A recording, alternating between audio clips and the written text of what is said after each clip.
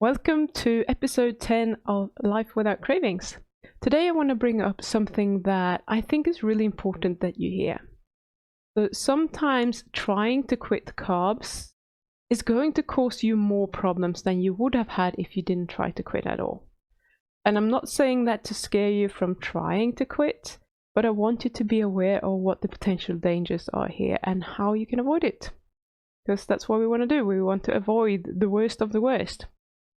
So when I first tried keto about 17 years ago, I thought that I had found my answer.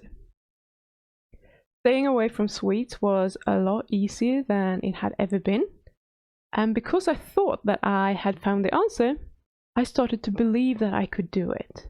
And I just put all my trust into the diet.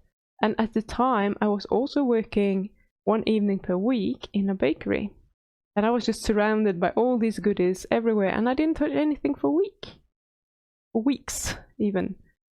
And that's amazing. Like, I was in a bakery and I didn't eat anything for weeks. And it felt really good to do that. But then, as you do, I thought that I was cured of my sugar addiction. And I felt really in control of what I was doing. I didn't have any cravings to speak of. And I thought that I'd probably be able to eat some sugar in moderation like normal people do. So one evening at work, there were a couple of broken pralines. And they're not very big, they're like quite small actually. And I ate them. And I really enjoyed them. And I didn't suffer from a lot of cravings the next day. Obviously, it wasn't a lot of sugar, so I didn't have any side effects. I didn't feel extremely tired, I didn't have any headaches, nothing of that I used to have. All was good. And this totally reinforced my belief that my sugar addiction was cured. So the following week, I thought that it would be fine. So I was just rummaging around, looking for things that I could eat. But once I started, I didn't want to stop. Because now I had given myself permission to eat. I hadn't set any limits to how much I was going to eat or what specifically I was going to eat. It was just like, open the floodgates. Whatever is broken, whatever's going to be thrown away, whatever isn't good enough, I'm just going to eat it. And I did. Just because of my thinking about it. I thought that I would just be able to handle whatever comes my way. I'm cured now, so it will be fine tomorrow. I'll just go back to doing what I was doing before. But the opposite was true. So the next day I was suffering from insufferable cravings. And of course I gave in. And you probably know what happened next. I stopped being keto and I went back to eating a lot of sugar every day. Because now once the floodgates were open, let's just go for it. And despite failing, I knew that keto was my answer. But I wanted to find a way of making it sustainable, was what I was telling myself. And this is what so many of you are doing.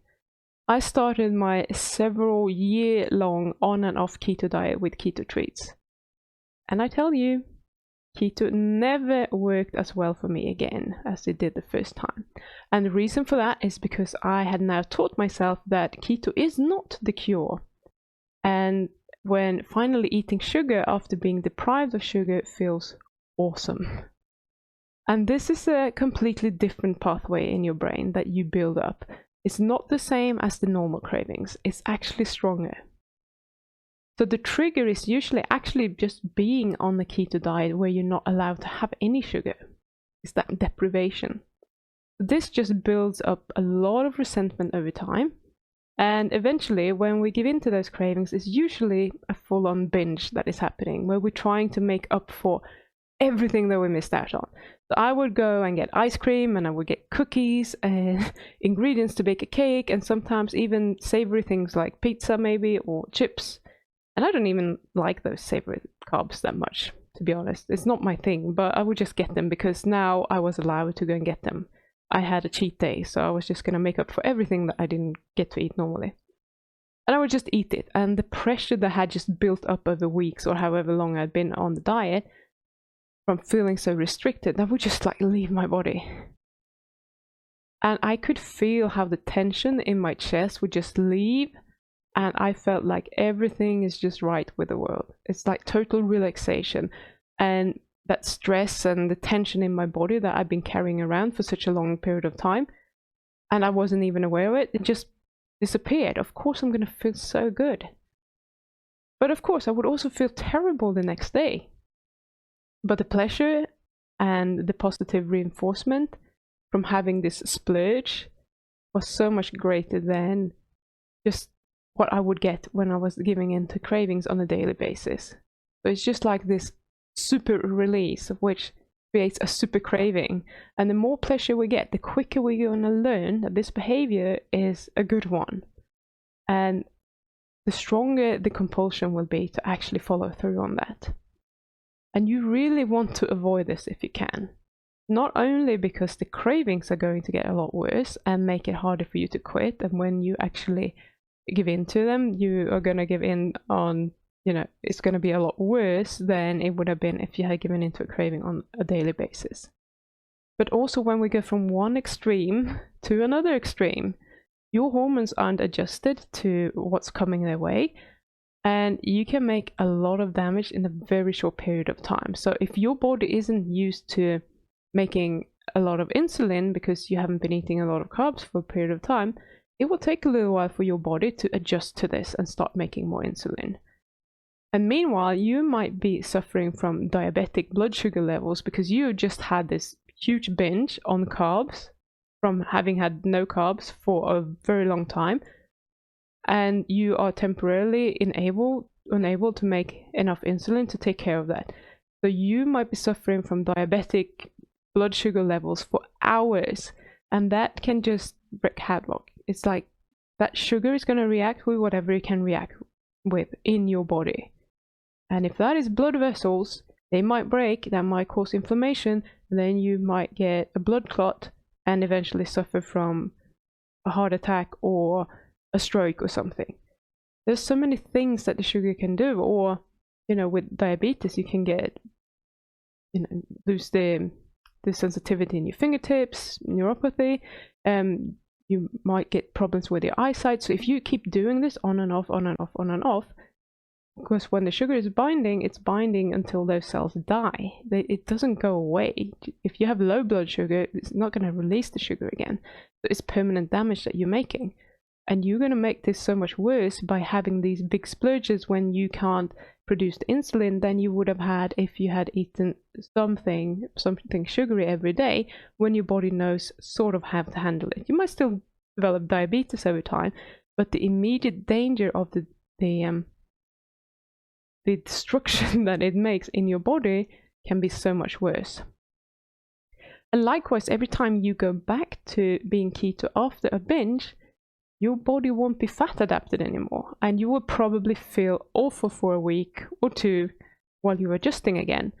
Although physiologically it's not as dangerous, but you're throwing away weeks of your life that you could have felt good, that you could have been enjoying, so that you can just engage in this miserable readaptation.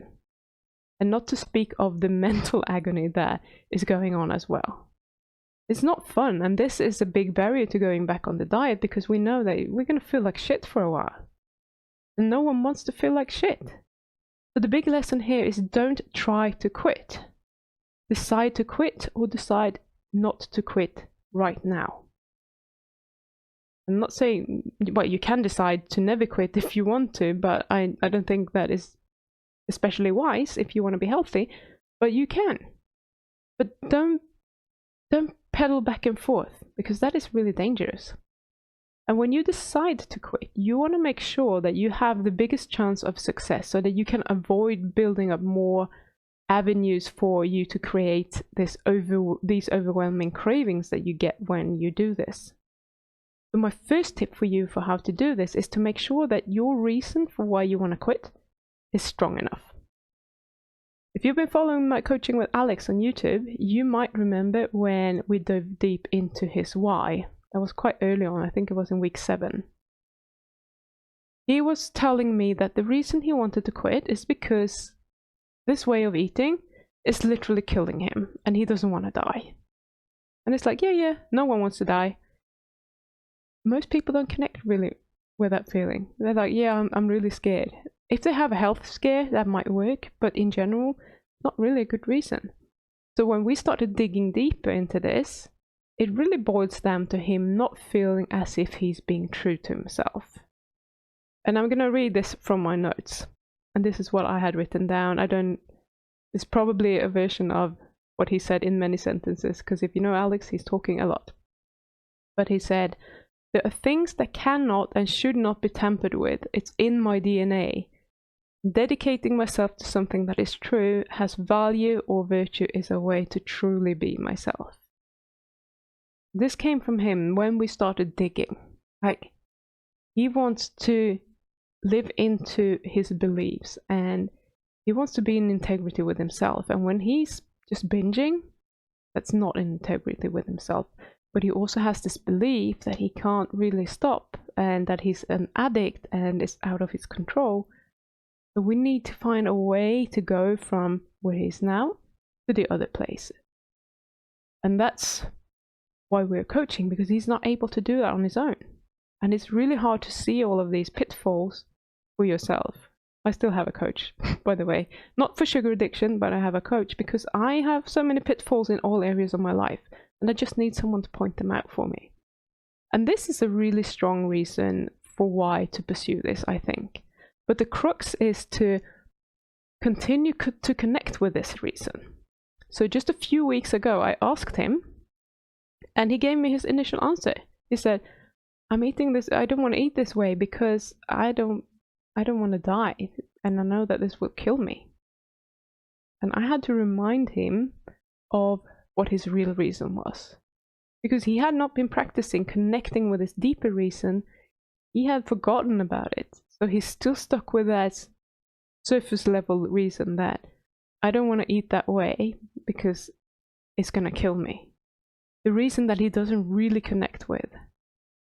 We need to remember to connect with that deeper reason so that we can stay on track and that we can be motivated and that we can keep looking forward and wanting to do it. And as long as he's focused on doing something to avoid death, he won't be connecting with his true reason. And he won't be able to feel that pull to stay on the path, if you like. So my second tip is that it's really, really good to have a good plan. When it comes to addiction, we don't want to leave things to chance. It's really not a good idea. So you will need a strategy and a backup plan for everything that could make you fall off the wagon, and commit to following this plan. And I share my strategy with anyone who wants it. I was teaching it this April in Master Your Cravings in the bootcamp, and you can get the replays if you sign up on a link that is down in the description. So just look for that one if you want the strategy.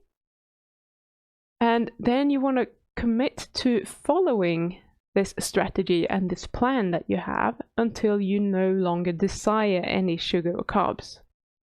It's like a decision that you make to continue until you don't actually need it anymore. So when your automatic response to cravings is to not respond, when you don't have to think too much about it, when it just happens, like you have a craving and then you're like, yeah, well, I don't do that anymore, and you're completely fine with it, that's when you know that you won't have to focus so much on using this strategy anymore, because your brain is now doing it on autopilot. You don't have to spend energy doing that. And if you're doing it on your own, it might take several months. I can usually get most of my clients to get there in 2-3 weeks.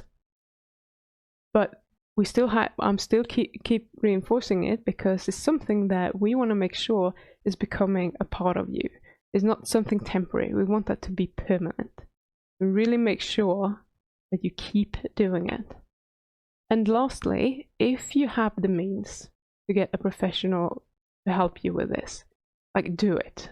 Don't even think about it. If you want to quit and you are able to get a coach or a mentor of some kind, just do it. Especially if you are someone who has already been through this cycle many, many times, like I was, and you think that you have tried everything to quit or to deal with your cravings, but they're still there and you still can't quit and you're still having carbs against your will, no matter how much you're trying. This is happening because you have so many pathways that all lead to carbs. So no matter what you do, you will run into one trigger or another and then fall down the carb hole. And that's exhausting. So just get some help. The strategy is the same, but the application won't feel like it. So when you have so many different and strong neural pathways that all create massive cravings, you are much more likely to just fall off the wagon once again, and then that is just perpetuating the problem and making it worse and worse and worse. So the longer you keep doing this, the worse it's going to be, and the harder it's going to be for you to get out of that. So if you can get help, get some help. So in short, you want to avoid making your brain more addicted to the carbs and the damage that can have on your body. There are two things. One of them is that you're going to become more addicted the more you're doing this, and the other one is that you can do a lot of damage in a very short period of time when you do this, especially if you're doing it repetitively. That can be really dangerous, and especially if you have some underlying health problems as well. So find your strong reason for why you want to do this, and make sure that it's something that really connects with you emotionally. I want you to be touched to tears when you think about it. You should feel it. It can't be just words. You really want to connect with that reason. So it can't be something like, I want to lose weight. It has to be something like, I want to lose weight because if I don't lose weight, I can't get down on the floor to play with my grandchildren, and they will grow up not truly getting to know their grandma. And that is usually a reason that people can connect with if you're a grandma and you have grandchildren that you can play with.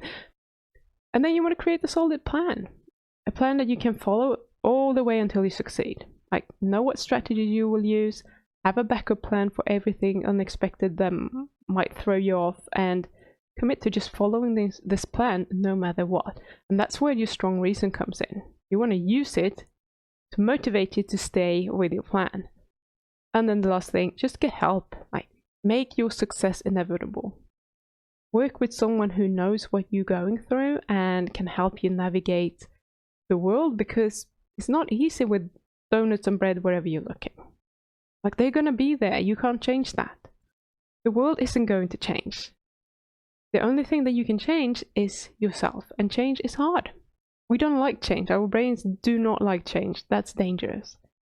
But with the right support, it will be a lot easier, and it will also be a lot more fun. And you're more than welcome to message me if you think that I'm the person to help you, but it doesn't have to be me. Just find someone that you resonate with and let them help you. Like, listen, take advice. If they know what they're doing, trust them to actually help you to get to where you want to be. You won't regret that, because once you get it for life. It's something that will stick with you. It's not going to fall off again. Okay, my lovelies, that was all I had for you today. So I will be back again next week. I love you all. Good luck, and I will see you then. Bye.